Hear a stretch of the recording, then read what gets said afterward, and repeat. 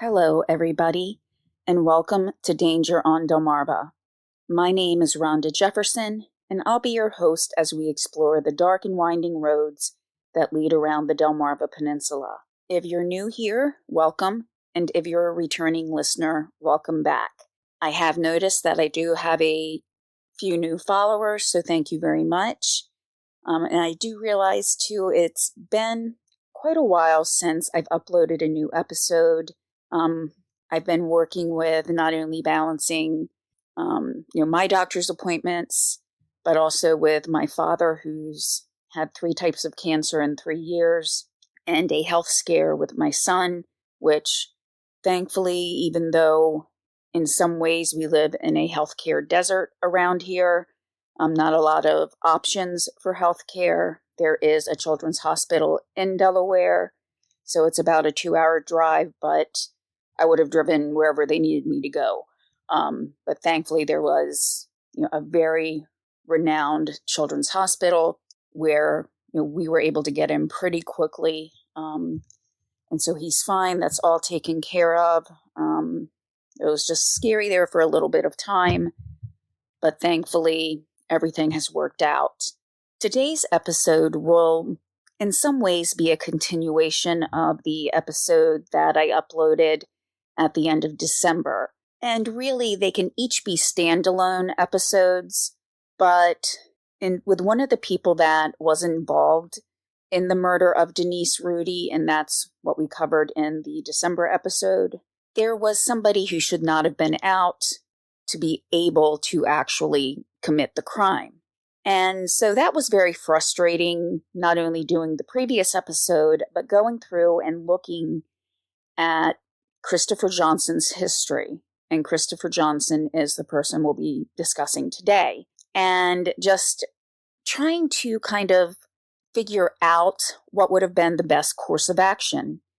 We'll be looking at some of the policies and procedures when it comes to the Department of Corrections and really what their goal is. Is it to punish, as in looking at the word penal system? We get words such as penalty from that. Is it a form of punishment, or is it really a Department of Corrections where you're looking to address a behavior and take corrective action towards it? And all of that's coupled with a question of how lenient is too lenient and how harsh is too harsh, and where is a good medium ground. Well, since we're talking about a murder being committed, we can probably say that none of the goals were reached in the case of Christopher Johnson. And at times you almost want to bang your head against the keyboard when you're looking at things, wondering, how could somebody let this happen? But I try to look at all sides of a coin, and I do think rehabilitation is an extremely important part of the prison system, because otherwise inmates would be released back out into society without some of the tools that they may need to be able to contribute to society, get a job, and live a fulfilling life, because that really is the ultimate goal when someone is released from prison, because if not, it just becomes a revolving door, and we definitely don't want that either. But I think many of us have seen over the course of at least my lifetime things becoming very lenient, and sometimes wondering why arrests are even made. And then sometimes even the wrong people get blamed when something happens. Just as an example, I read a petition one time wanting to hold police liable because somebody broke a restraining order. Well, the police had arrested the person 3 times, and 3 times the prosecutor did not ask for any bail or bond. The judge didn't assess any, and he was back out on the street until after the 3rd arrest, he ended up killing the person who he had the restraining order out against him. So those are the types of cases where I think we're seeing that more and more often. And, whether they be prosecutors, defense attorneys, judges, every part of the penal system has to try to balance things out. And we also then have prison overpopulation. And when you have overpopulation, even if there are programs within the prison to try to help rehabilitate the inmates, you end up with not having the rest of the resources, such as having enough guards to be able to manage the number of prisoners. And so then those systems themselves aren't able to be used to their fullest extent because there's just not the manpower. And a good portion of people serving time in prison aren't necessarily there for a violent crime. So especially when crimes are not violent, I think those are the ones that have the best chance of being able to learn from their mistakes and try to work on giving them resources. And then just as an aside to that, looking at today's age with technology advancing very quickly, you need to keep inmates up to date on what's going on so that when they get back into the workplace, that they have at least a pretty good idea of what they'll need to be doing. Unfortunately, though, Christopher Johnson really just used the system. He knew it. He had used it before and nothing ever happened. And probably by the end of this episode, you'll be wanting to bang your head like I did. And that was... I'll let you know, too, I also faced some questions in myself as to whether or not I even could continue doing the podcast. And part of that was reading different articles and, sometimes, how newspapers, they'll have nationwide sections and reading about crimes that 30, 40, or even 60 years ago happened. And it's just like a repeating cycle. And I've said it before, I'll keep saying it. One of the reasons I do this is I want to try to see what we can learn, about what happened. What are ways that we can improve any system, whether it's the penal system, early intervention, and in the cases where I'm looking at natural disasters or man-made disasters, did we learn anything from them to either help prevent those disasters from happening again, or to mitigate the impact if there's no way to stop something from happening, such as a storm or something like that. And to keep reading articles that are similar with only changes to, say, the technology used to track someone down, or, what was going on in the background of a case, looking at a different time period, basically. It's just the same thing over and over again, and sometimes even the lenient sentences over and over again. And so while the murder of Denise Rhudy took place about 24 years ago, a little over 24 years, Christopher Johnson's history went back further than that. And whether or not the judge, and one of the last times he was seen in court, knew about his extensive history, we really don't know. But I'm not going to really get into too much now.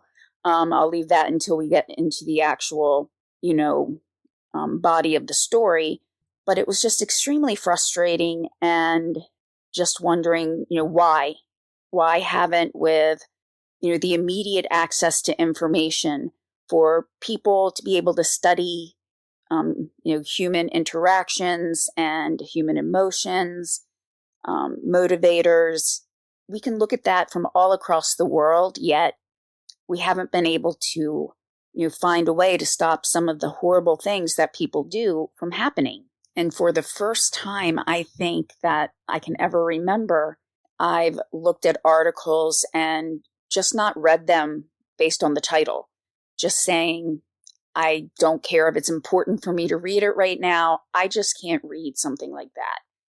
Something about a crime, something horrible happening to another person, and it was another person that did it, wondering how we can be like that to each other. And usually if it's about crime, especially in my locale, I want to know about it so that I can take the proper precautions to prevent that, which on an aside actually reminded me, I need to lock my car. And that's about technology as well, because I just did that from my home. But 20 years ago, here, I guess things have changed, because 20 years ago, I wouldn't have worried as much about my car not being locked. Whereas now, between cameras that I have all over the place, I mean, I've seen people in my yard at night that were up to no good. So it was just, like I said, difficult sometimes to read an article or listen to a story, because it was just really depressing. And I just couldn't bring myself to do that at times. And two, with being a mother, I do think I've gotten a lot more sensitive about things, since I've become a mother. So that probably, too, with what was going on with my son, probably didn't help when I saw some articles come up. So not to spend an extremely long amount of time on the intro, I just want to go over a couple of things. One is Google Podcasts will be going away sometime in April, and I don't know what that will mean as far as how you can listen to, not only this podcast, but any podcast. I know I listen to podcasts through Google, and you can just usually download and go. If you're not going to have access to Wi-Fi, or you don't want to use a lot of data when you're out. And the podcasts are now going to be converted to YouTube, and I know that you can't download, at least for their regular content, unless you have the premium plan. So, just as kind of a heads up, if you haven't seen that, that's something that'll be coming up pretty soon. Also, any of the sources that I used will be linked in the description of the episode. Most of the sources in this case are newspaper articles, whereas with the original story on the murder of Denise Rhudy, there were some court documents as well that gave a lot of information. But this will be mostly newspapers, and they will be from newspapers.com. So if you don't have a subscription, you may not be able to read the whole article, just to kind of let you know. And finally, as you can probably guess through both the name of the podcast and what I've discussed so far, some of the topics may be hard for some people to listen to. So this will not have as many details as the one that I uploaded at the end of December, but most episodes that or most topics that I cover do usually have some type of content warning in there, because there's a variety of different things that I might discuss that may be a little hard to listen to. So with all that being said, let's get into today's episode. Now, first, I do want to give a quick recap of the December episode. If you just want to listen to this episode without going back to the previous one, I will, after I'm done editing, put the start and stop time of the synopsis. So if you want to just skip ahead, you can do so. But in December of 1999, Denise Rhudy and two work colleagues went to a bar to listen to another colleague play in a band. The previous night, three men, Siddiqui Garden, Christopher Johnson, and James Hollis, had also committed a crime, an armed robbery. Now, Hollis could not actually participate in the crime due to having a leg that had been amputated, so he needed either crutches or a wheelchair to get around, but he did help in the planning process, so he was also prosecuted. On the night before Denise was murdered, Siddiqui Garden and Christopher Johnson went out and they robbed a couple at gunpoint, with Johnson actually handling the gun that night. They did pretty well. They went to Walmart and used a credit card, and thankfully that Walmart had pretty good surveillance cameras. And then the next night, when they did approach Denise Rhudy and her colleagues, it was now Siddiqui Garden who had the gun and Johnson acting as a lookout. In the process of the armed robbery, Siddiqui Garden shot Denise Rhudy. She was still in the driver's side of her car.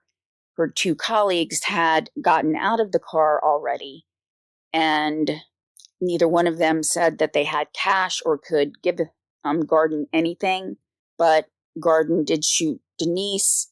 There were varying reports as to whether or not Denise had also said she didn't have any money on her, or whether she was complying with Garden's commands. Either way, he shot her.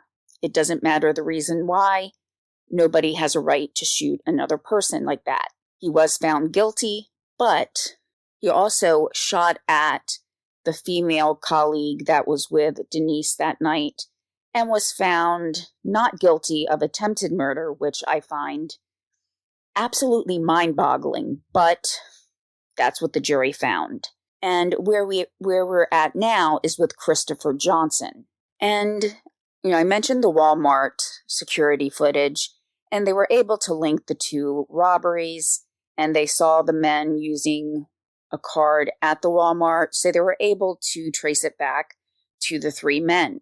And in the early days of the media coverage after the arrests, it was Christopher Johnson's name who actually made the splash across the headlines. And the reason for that is just earlier that year, he had walked away from a work release facility after going out on a court date. Just 3 months prior to Denise's murder, Johnson was at the Morris Center.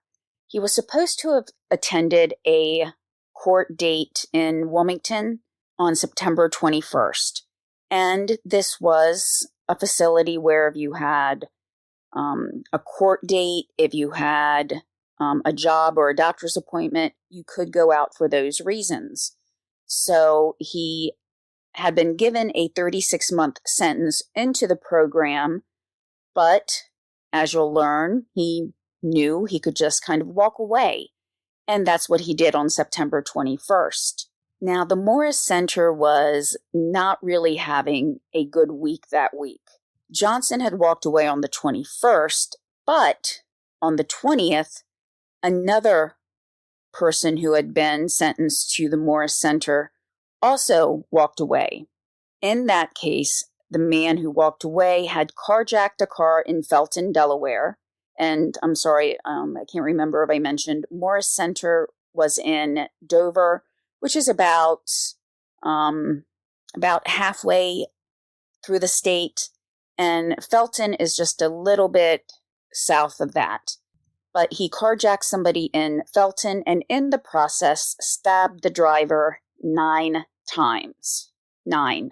He was charged with, and I'm quoting here from the News Journal, he was charged with first-degree attempted murder, kidnapping, carjacking, and robbery, end quote. So this is a little rant you might have heard before, and if you have, I apologize, but I just hate the word attempted in front of any charge, because usually when that word is in front, the sentence is much lower, and in my mind, it's like the intent was to kill. I mean, he stabbed somebody 9 times, and I don't think anybody would stab someone 9 times without the intent to kill someone. So odds are this person got a shorter sentence because he wasn't successful. And I don't like that, but I'm just going to make it a quick rant about that. But back to Morris. Really right after the Denise Rhudy case and finding out that Johnson had walked away from Morris just before Denise's murder, people really wanted to look at the way that Morris, or really any system or anywhere in the Department of Corrections system, where it was communicated when someone would escape. While, initially they did look at it and make some suggestions, in many ways it still seems less than adequate to me, even after the changes were made, especially when looking at these two people in specifics, which would be Johnson and the person who walked away the day before. A spokesperson for the Department of Corrections named Elizabeth Welch said that, in what I'm deeming as one of the understatements of the year, said that, quote, "Anytime one of our offenders is accused of a violent crime, it's terrible.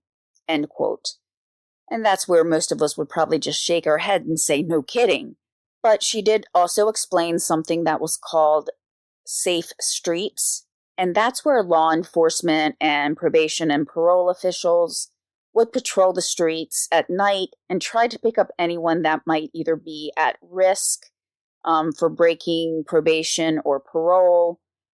They would be looking also for anyone who might have escaped or walked away from a work release type program. And overall, she did give some numbers about people who were still missing and listed as escapees in the state of Delaware.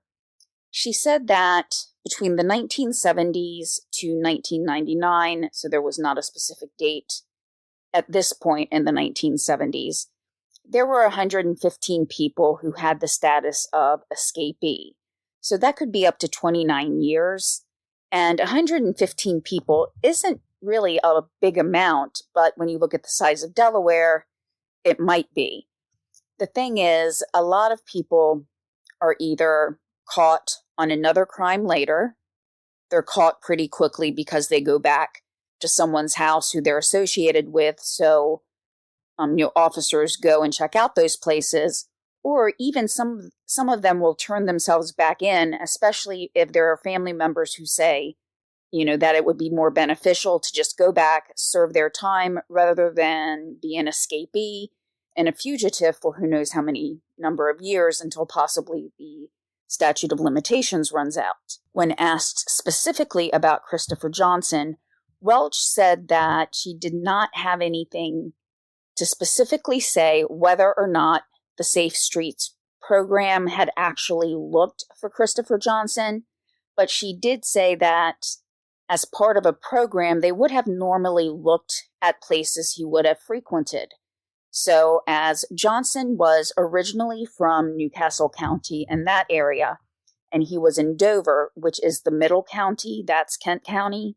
There's only 3 counties in Delaware, so, no matter where you are, you're always within 2 hours max to anywhere else in the state, and that's like from tip to bottom and driving slowly like I do.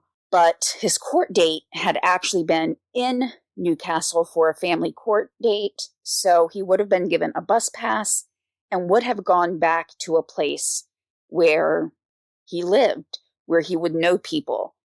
So theoretically, people should have been looking out for him in, his family home, in an apartment that he may have had, a girlfriend's residence, you name it. But Welch said she did not have the specifics. Part of the state program for escapees also would have put that escapee's name and information into a statewide database.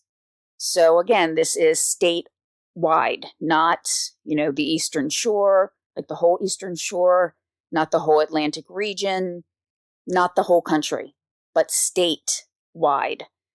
So, like I said, it's only 2 hours from the very northern part of Delaware to the very southern part. So, he could very easily have gotten to New Jersey, Pennsylvania, Maryland, very, very easily.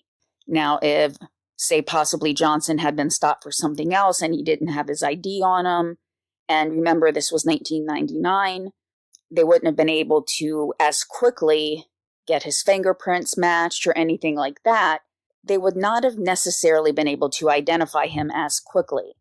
There would have also been something sent to the Associated Press to say that he was an escapee. But unless somebody was actively going to look at the Associated Press in 1999, it's doubtful that they really would have known, at least as an average citizen out trying to work, run errands, make appointments. They would not have necessarily known that he escaped. It would be only through news or press releases that were put out to the public. And I keep saying 1999 because I think we can all just kind of go to today and we can go onto a local news website. We can look at all the crime news and the news that we find important. They can put alerts on there, but not necessarily at this time. Yes, there was the internet, but not as many people were using it for things outside of work or research, things like that. It was really in its infancy in a lot of ways. I had just graduated college about a year and a half before this took place. And while I use the internet for a lot of research and things like that, not everybody was using it as much.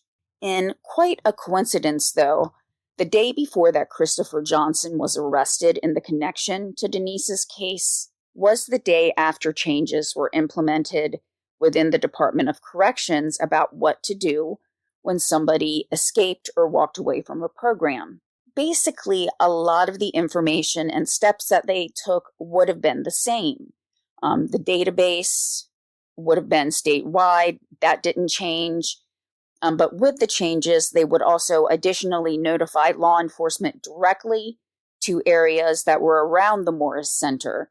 So, to the poor residents living around this area, where not only Morris Center or any place that is close to a Department of Corrections facility, the law enforcement would have been notified directly, which is kind of scary to think that with somebody walking away, local law enforcement to that center would not have been notified directly. I mean, my first thought would be, okay, yes, you want to notify the police in the areas where the person lived or had friends, but also in the immediate area.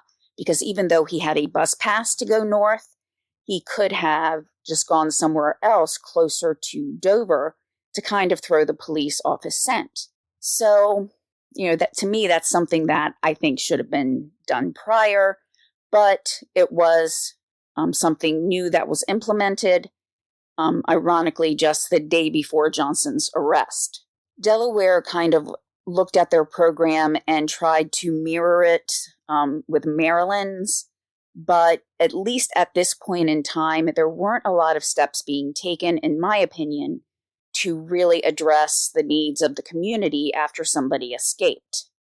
What was just as concerning is that when these changes were made, spokesperson Welch said that they didn't know if they would have actually put this protocol on the offenders that had previously walked away or escaped.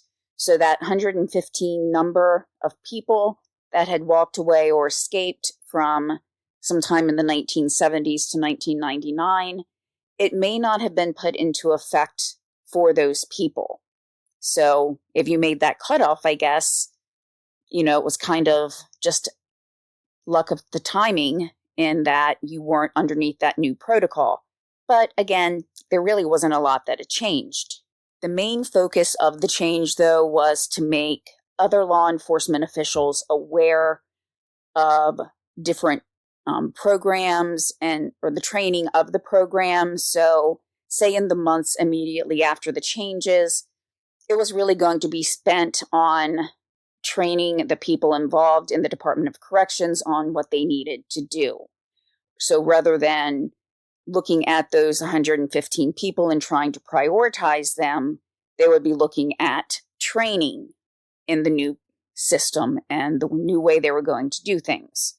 So we look at these types of work release, or we'll just say treatment centers, because Morris also worked on drug treatment as well. And that was something that was one of the main benefits of the program, and that the first 3 months in the program would have been spent on intense drug treatment and rehabilitation. But it was a more laxed system when it came to them actually being on, say, lockdown or anything like that. Even though there were protocols in place as to where somebody should go or not go, what were the reasons that they needed to leave the facility. Yes, there were controls there, but it was much more lax than any type of actual prison or correctional institute. So we would think then that most of the people who are at these facilities would be, pretty nonviolent. So a question that I found myself asking was, would I, as a judge or any other official, look at a person who, while in the course of an armed robbery, fired a gun at a car that was fleeing him as he tried to rob them, as being nonviolent. I think most of us, once we heard gun firing or armed robbery, car fleeing, anything like that, those would have been indicators to us that this is probably not a nonviolent person. This is someone that we should be concerned about. But apparently not. So let's go back in time a little bit. Let's go to December of 1989. Christopher Johnson was in a similar type of program, and he walked away. And I guess he just didn't like being in prison in December. So fast forward 8 years, and in December of 1997, he was also in a program, and he walked away from that as well. So in these two instances, he was not at a correctional institute such as Sussex Correctional Institute or James T. Vaughan. He was at a facility that was either a treatment or work release or both. Now, one of the places was in Wilmington, so that meant he would have been close to where he had friends and family. So it would have been relatively quick for him to get somewhere, and by the time somebody realized either he didn't come back from where he was supposed to be or that he had just walked off the property, he could be at somebody's home and in hiding. So he's walked away twice, 89 and 97. Going back to what Welch said, she said that many of the people who take part in the work release or treatment programs and are serving really any sentence in the Delaware justice system will at some point in time be released. They will need to be integrated and become part of the community again. And that's why, the penal system looks at these types of treatment centers and work release programs to try to give those convicted of a crime the support that they need or to help them find ways that they can go back successfully into society. And so, yes, for nonviolent offenders, this would make a lot of sense. And especially if it is drug-related or something that took place that was alcohol-related, this could be a good way for them to get the treatment that they need, while also if they don't necessarily have the support outside of the system or if they don't have a job, finding ways to give them support to keep them otherwise occupied. I do think it's an important role. But what makes Johnson's last escape more egregious to me is that because of his past history, he should not have been able to walk away from the Morris Center in September of 1999. So just in case you've lost track of his escapes, we have December 89, December 97, then September 99, and he was involved in the murder of Denise Rhudy in December of 1999.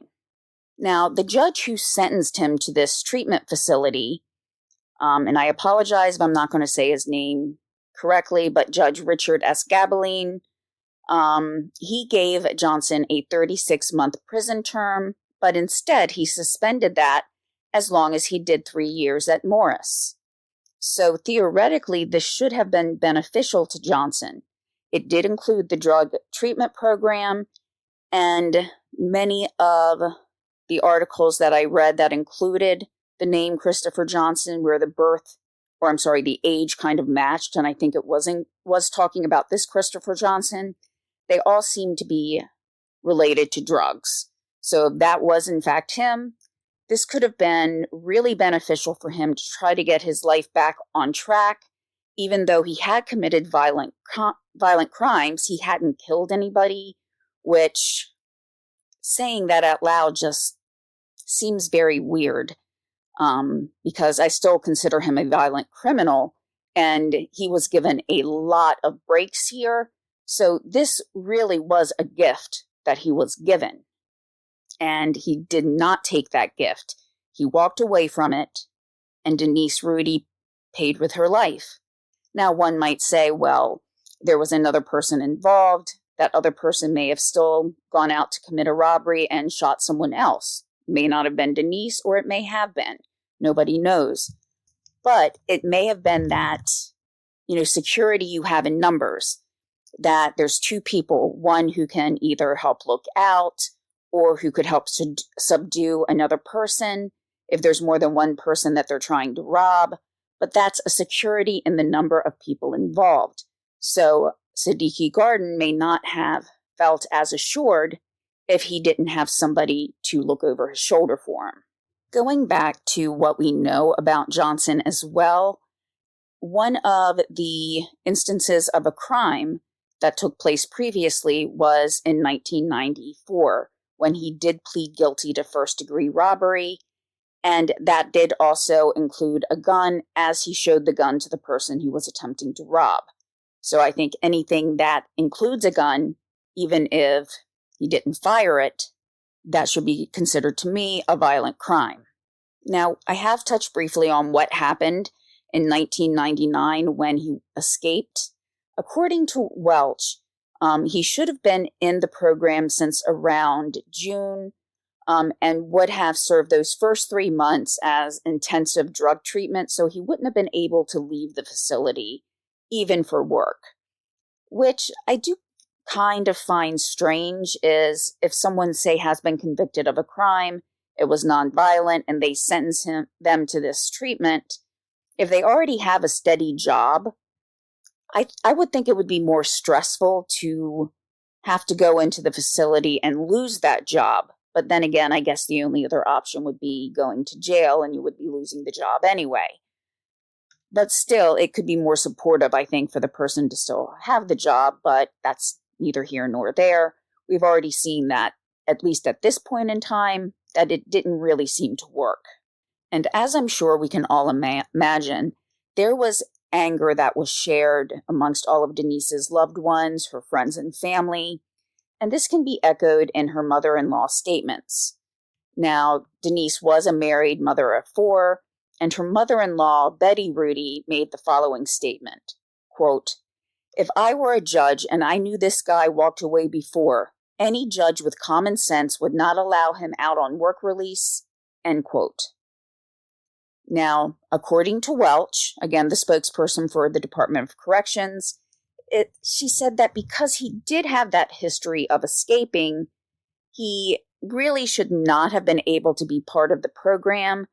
And if he had committed a violent crime at some point in time, he couldn't have been part of the program unless he passed a mental health evaluation and with the recommendation of the prison system. To go back to a news journal article, to quote, "Participants can't have escape records, can't be sex offenders and violent offenders, or admitted, only if they pass a mental health exam and won a recommendation from their prison," end quote. I know it doesn't quite seem to flow, but that's what it said. So there were reasons why he could have been let into the treatment facility as compared to prison. But there's no record that he passed a mental health requirement. And to me, again, some of the things he had done indicated he was a violent offender. He had escaped from other facilities. He had fired a gun at people before. The instance with Denise Rhudy, even though that was Garden who fired that gun, still he was involved. And he had shown other people a gun before. So all of this together should have made him not eligible for the program. But unfortunately, the judges can also override these. A judge can appoint someone to go into one of these treatment and work release facilities, even if they have that escape on their record. And I guess it would be in some ways easy for them to make the decision because there were a lot of requirements for those who were in the facilities. So the first 3 months, they had the intense the intense drug treatment. And then if they went to their jobs, at any time, someone from the Department of Corrections could come into their job and check to make sure that they were there. They could check in with supervisors to make sure that they were doing what they were supposed to do. So it's not like they left the facility in the morning and could just go out and hang out with their friends or anything. They had to be at where they were supposed to be. The other times, again, that they could leave, it was for a medical appointment or for a court appointment. So this brings up the argument then as to what's too lenient and what's too harsh in terms of sentencing. Representative from Dover, Donna D. Stone, said, quote, "This is exactly how minimum mandatory sentencing began. People felt judges were being too lenient." End quote. So the point I feel that she was trying to make here is that when you have a mandatory minimum sentence, judges don't have any sway over that. It's you have to do this, you have to serve this amount of time, you have to do this program, or whatever the parameters of that sentence say, and the judge cannot go less than that. What some people see as a downfall to that is if there are mitigating factors such as, say someone lost their job and they committed theft to quite literally feed their family, you couldn't take that into account and maybe give them a less harsh sentence. You would have to give them that minimum mandatory sentence, even if you feel that there were mitigating factors. So someone who did steal for the benefit of their loved ones would get the same sentence as someone stole just so they could, say, go on a trip or buy drugs, which, let's face it, is probably what most of that is for. So it left that decision-making out of the judge's hands and just said mandatorily somebody will serve this sentence. And the judge had no say in that. And I personally like the idea of it being very objective. You can't go outside those lines. I'm there about 95%. But there is that part of me that says maybe there are sometimes mitigating factors, especially if it was not a violent crime, where maybe it should be a little more lenient. And so that's the downside to having these things happen, is you take that decision out of the judge's hand, where those 5% of people, let's say, who really have those mitigating factors, you can't do anything. You still have to sentence them the same way you would sentence a hardened criminal, except for the fact that, the hardened criminal, there's probably years tacked on because of previous offenses. So when people hear about cases of work release programs that go wrong, of people escaping, especially when there are episodes of violence that happen after the escapes, it does leave people really questioning these types of programs. It leaves many people hurt, afraid, angry, disgusted, and just questioning what the penal system is doing to keep most of society safe. And those who are most directly affected, the victims of the crimes or their families, are left to live with this for the rest of their lives. Whereas if the person gets sentenced to a work release, they could be out in that 3 years and just kind of look forward, whereas their victims always will have to look back and live with either the memories of what was done to them or live with the loss of a loved one. One thing at the core of almost any administrative or legislative error, in my opinion also, is a lack of communication. Now, looking at this, we would say that knowing that an inmate who was in a work release program did walk away and then was arrested for the murder of someone, we would all be extremely angry and want to know who made this decision, why they made that decision, and how are they going to answer for that decision. Going back to Welch, since she is, again, the spokesperson for the Department of Corrections, she said that she could not specifically say whether or not the judge had actually known that Johnson had walked away before. There really wasn't a way to find out if there was something like a pre-sentencing report.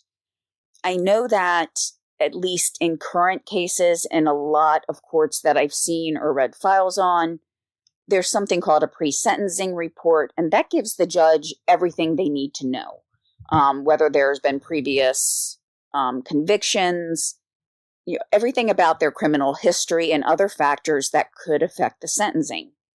So if the judge here had had that type of pre-sentencing report, they could have seen that he walked away from these two different programs, one just a couple of years earlier than, this case took place. So I'm not going to put him in another one because he knows he can already walk away. He can just go in there and walk away as soon as he's given a little bit of freedom. But Welch was not able to say whether or not the judge knew. And I think that's a major issue when they weren't able to readily say, yes, the judge had all the information that he needed to make the decision and judgment in this case. She also really couldn't say about the procedures overall, which was really scary in my opinion, if she was the spokesperson, in that she couldn't say overall what is the procedure for letting judges or anybody involved in these decisions know about previous history. So while a lot of people were mad at the judge, at this point in time with what we knew, he could have not known about those previous instances and thought he was following, a good line of thought and giving Johnson a chance to go through the drug treatment program. Representative Stone said at this time she thought then that anybody sentenced to a work release or treatment program should be fitted with a tracking device. We call them now tethers or trackers, things like that, where they would be able to track down the inmate if he or she walked away from the program, unless, of course, they figured out a way to cut it off. While some of the representatives, the state representatives who spoke out about the case seemed, emotional and angered, which I think they had every right to be, there were others that were a little more metered or measured in their responses, saying that they wanted to learn more about exactly what happened before they made any comments. But also, again, bringing up a good point that many people might actually be benefiting from these programs. It's having these bad apples that escape from these drug treatment programs or work release facilities that make it worse for all those that may benefit from the programs. It also makes the general public more leery about having correctional facilities, whether or not they be prisons, halfway houses, or these types of programs in their neighborhood. And I definitely agree. I wouldn't want one in my neighborhood. I think we can all agree with that. And then to find out somebody who walked away from one, or in this case, 3 separate times, and in the case of Morris Center, having 2 escapees escape in 2 days, with both of them ending up at points in time committing violent crimes, that leads to more than just a little bit of concern. There was an investigation by a judiciary board into Johnson's escape and whether or not he should have been part of the program. The report actually said that the judge that placed Johnson in the drug treatment program, even though it's contradictory to the fact that he had 2 previous escapes, was the appropriate response. One thing that was not made clear in the report was as to when an actual arrest warrant for Johnson was issued, or even if there was one. For the family court date that he went to on September 21st, well, he never actually showed up for that court date. They actually rescheduled that hearing for December 8th, which was about not quite 20 days prior to Denise's murder. That was scheduled, and he didn't show up for that either. And that's what triggered an arrest warrant that we know of. So we're not even really sure if the escape from Morris triggered an arrest warrant or not. So not to sound cynical again, but it didn't really seem like anybody learned anything from any previous escapes. The one who had carjacked the person and stabbed them 9 times, they had been captured much more quickly, shortly after they stabbed the person. So this was already known. So you would really hope that they would have an arrest warrant out for Johnson, but that's still not clear. A consensus about what to do was, quote, taking common sense steps to minimize risk makes sense, but we need to be clear that walkaways can and do happen, end quote, this is from the investigation that was done regarding Johnson's escape. To me, this almost sounds like a shrugging of the shoulders, like, oh, well, that's the cost of doing business. That's just my feeling. And emphasis was continually placed on the fact that reintegration into society is important for those who have been given prison or some type of punishment in the form of a sentence. And because work release is really a correctional facility, but it's not as strict, it's a way to try to help integrate those that will be entering into the community soon, to have some of those support systems already there.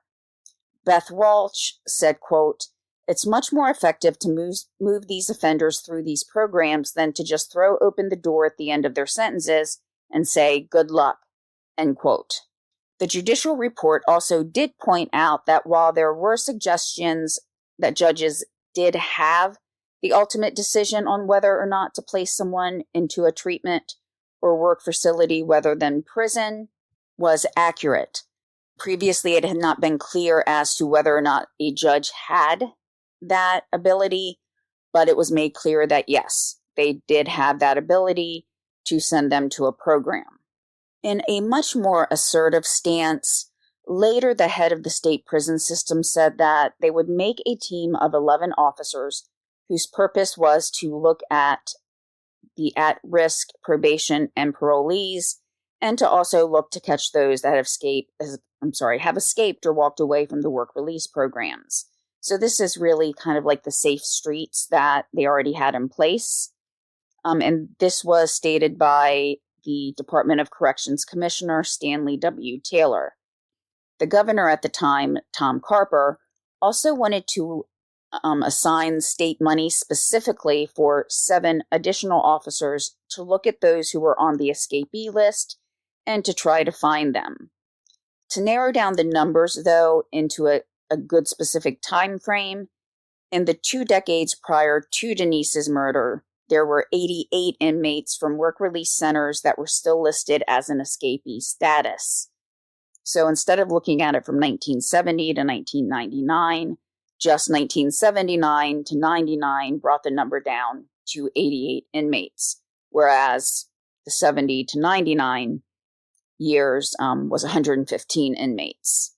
The main addition to this program, which was, in my opinion, one of the biggest steps, was trying to correlate assistance from other jurisdictions so that officers working on finding the escapees or looking for parolees that had jumped, gone to another state or another area, that there would be officers who would work to coordinate having kind of a seamless, I guess I should say work together seamlessly, and also have procedures in place in looking at the escapees that might have gone to other states to be able to more easily ask for assistance from local law enforcement.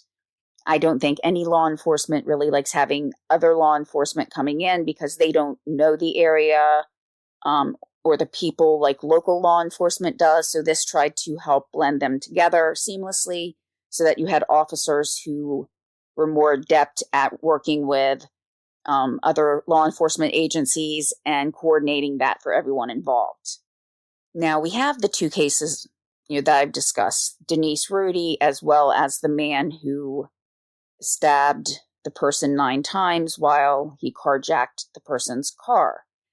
These being so close together, I think, really helped bring the insufficiencies in these work release programs to light. Now, it wasn't in any of the earlier documentation that I could find out more about the person who did the carjacking, the person who had walked away from Morris the day before Johnson. But this man's name was Robert Murphy. Thankfully, the person that he stabbed did live, but like I said, because of these events happening so close together, these two walkaways happening back to back, and then both of them committing violent crimes brought a lot out in the media. There was a lot of media attention on this.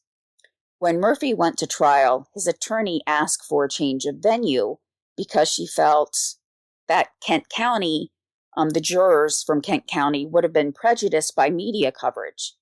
But I kind of hate to break it to her. Delaware's a small state. In some states you have counties that are far apart, that they may not know a lot about what's happening in another county.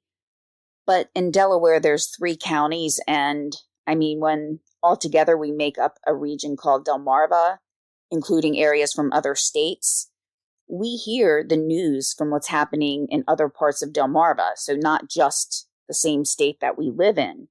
So I really think anybody who lived in Delaware at the time, whether it be in the Dover area, in Sussex County, which is the southernmost county, or in Newcastle County, I really think people would have been aware of this, especially as, the walkaways happened from Dover, which is Kent County, and Denise Rhudy was killed in Newcastle County. So no matter what, I think, there would be a lot of media coverage, and no matter what, it would be very hard to find a jury pool who did not know a lot about what happened with at least one of the cases.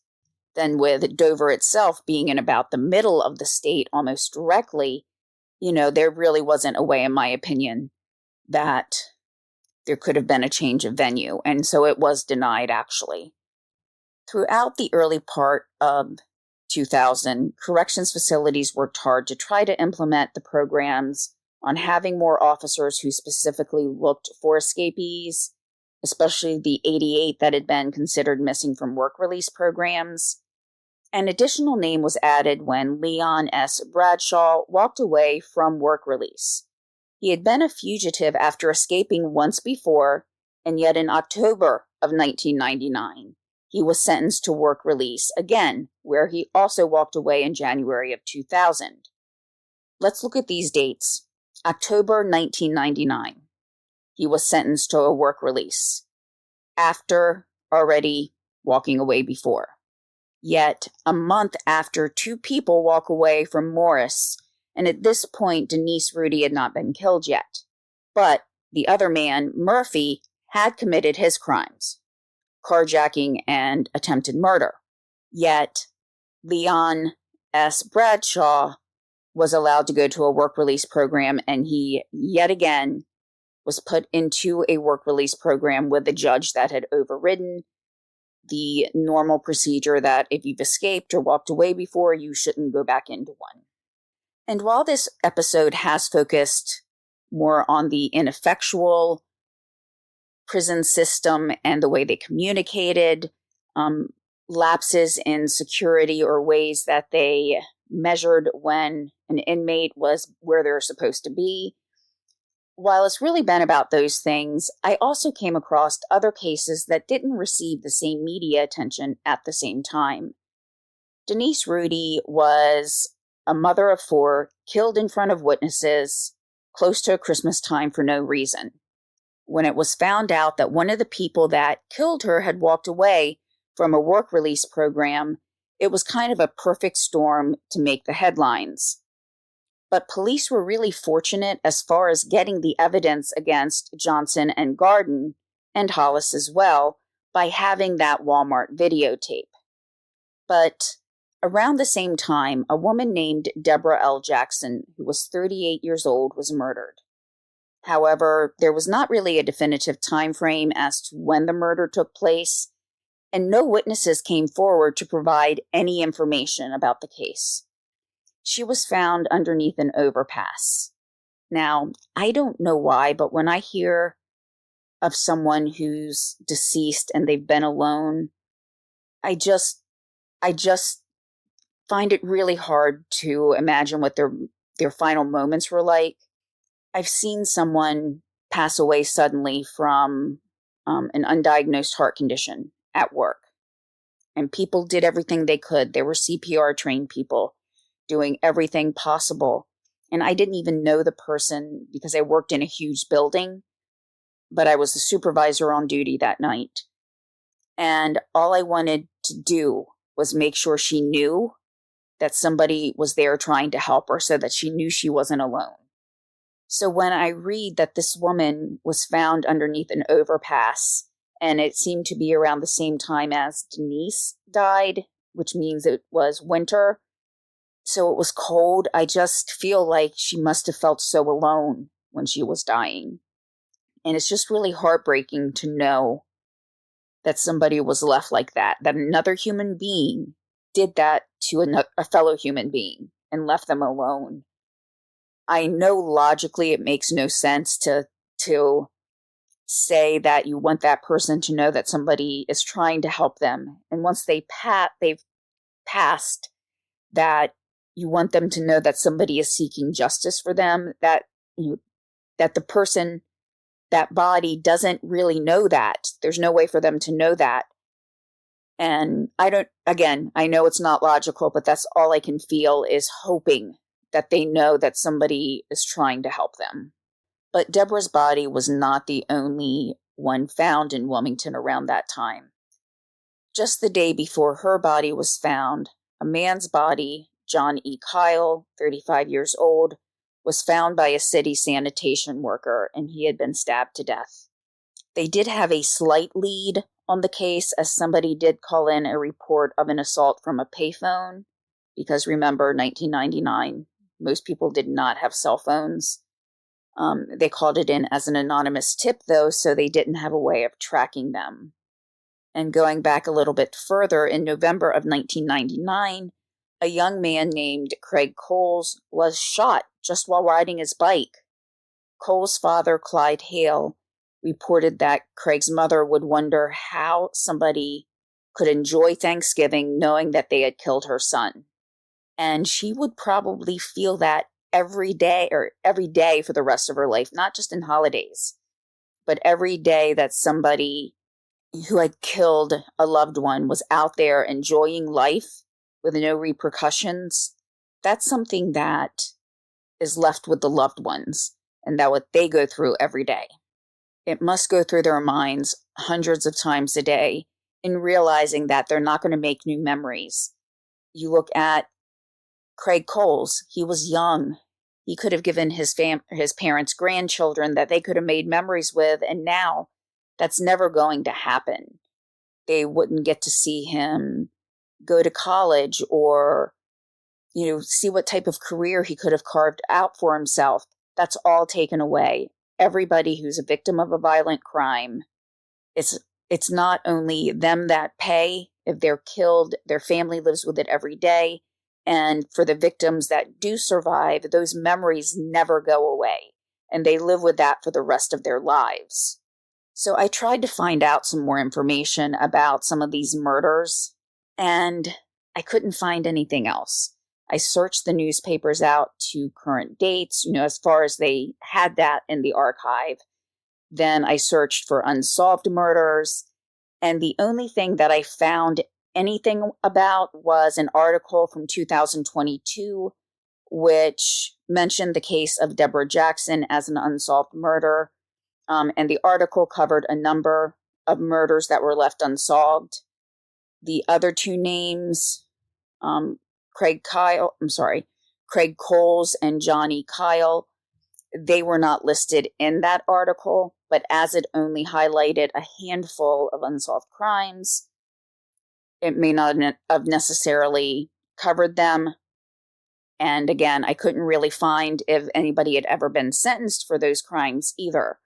So it's like they're out in limbo, and I want to know if anybody's still looking at these cases if they've not already been solved. I will also say, though, sometimes Delaware archives and databases are not really that up to date. One time I found a unidentified woman listed on a cold case site on the Delaware, one of the Delaware archives, and it was still listed as an unidentified person. Yet, at the time where I searched and found her, she had actually been identified like 4 months earlier.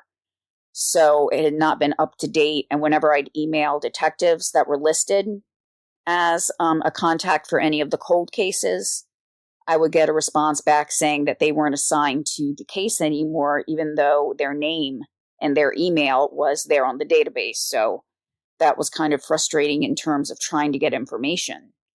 What I want to do just kind of quickly, because in a way it's comparing apples and oranges, but I wanted to take a look at some of the recidivism rates in the 3 states that encompass Delmarva.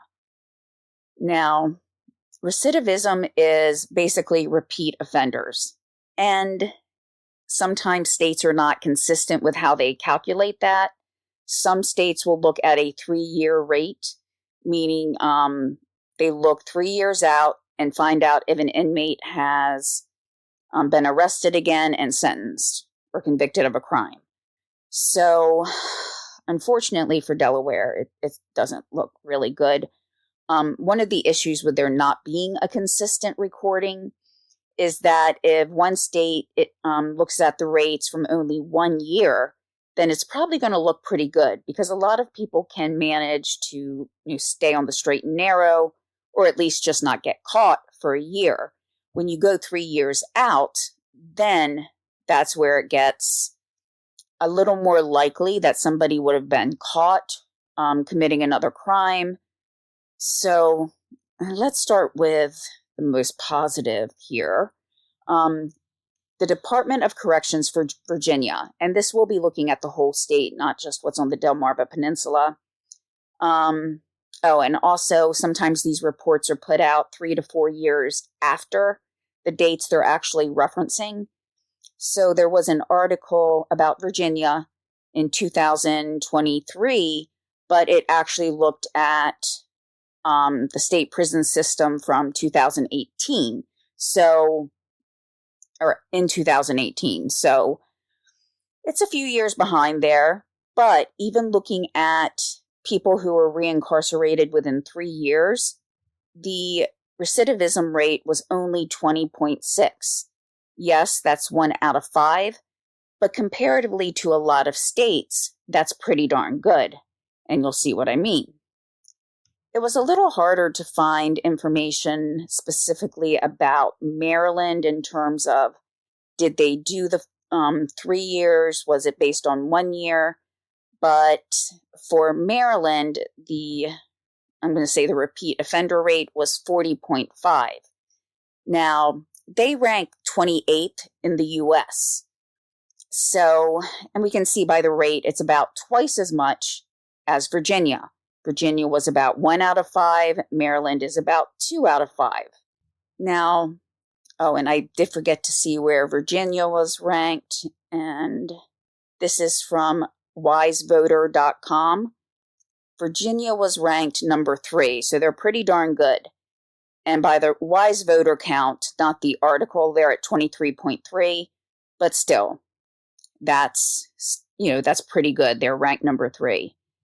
Going back to Delaware, depending on the date of the report that I look at, we'll just go with the one from Wise Voter, and the rate is 60.2.